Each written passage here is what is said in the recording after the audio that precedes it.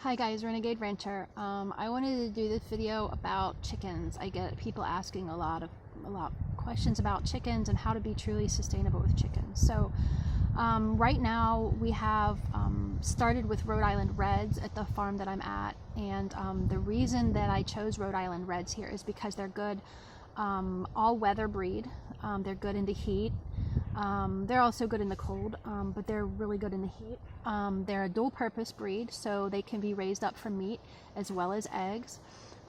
They start laying at about 6 months, some a little bit earlier, some a little bit later maybe, but they're very prolific layers. They lay about 300 eggs a year each hen, and they're very good foragers. So that's why I chose them, but they're not very good mothers. So in order to overcome that, the plan here is to get a broody breed, which I think we've chosen Sussex. We're going to go with some Sussex hens, and the plan is going to be starting with 25 Rhode Island Red hens. Now these are the heritage, they're not the industrial hens, and then probably about the same Sussex. So the Sussex, when they start laying, the biggest part is to figure out how many hens you're going to need to keep in supply. So this farm here needs to get up to 100 constant laying hens, and since when you're pushing them to lay with like diet and things, they'll only lay about 1.5 years-ish.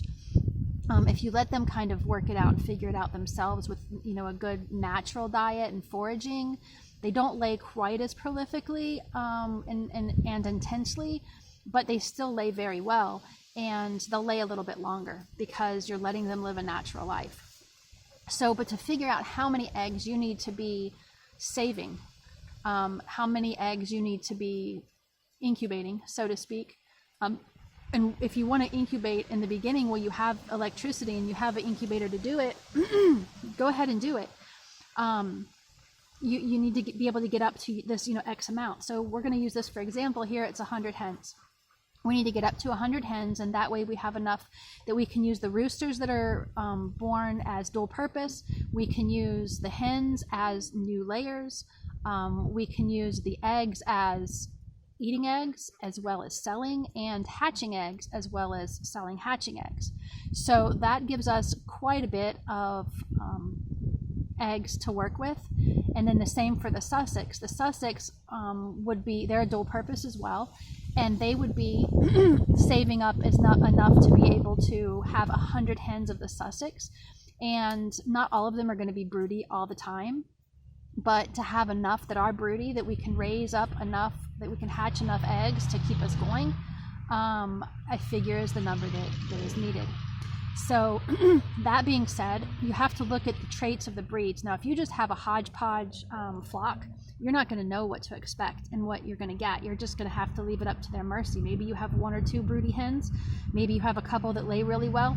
Maybe you have some vanity breeds that are doing absolutely nothing, but when they do lay, they lay a really pretty egg, or they just look funny running across your yard, or they're very pretty running across your yard.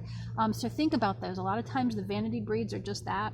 A lot of people hate it when I say those are your vanity breeds, but they really are. They've been bred for a very certain specific purpose, whether it's exhibition because they have pretty tail feathers, or whether it's just because they're cute, like the Silkies. Now, Silkies can be good mothers, but they're not going to defend anything.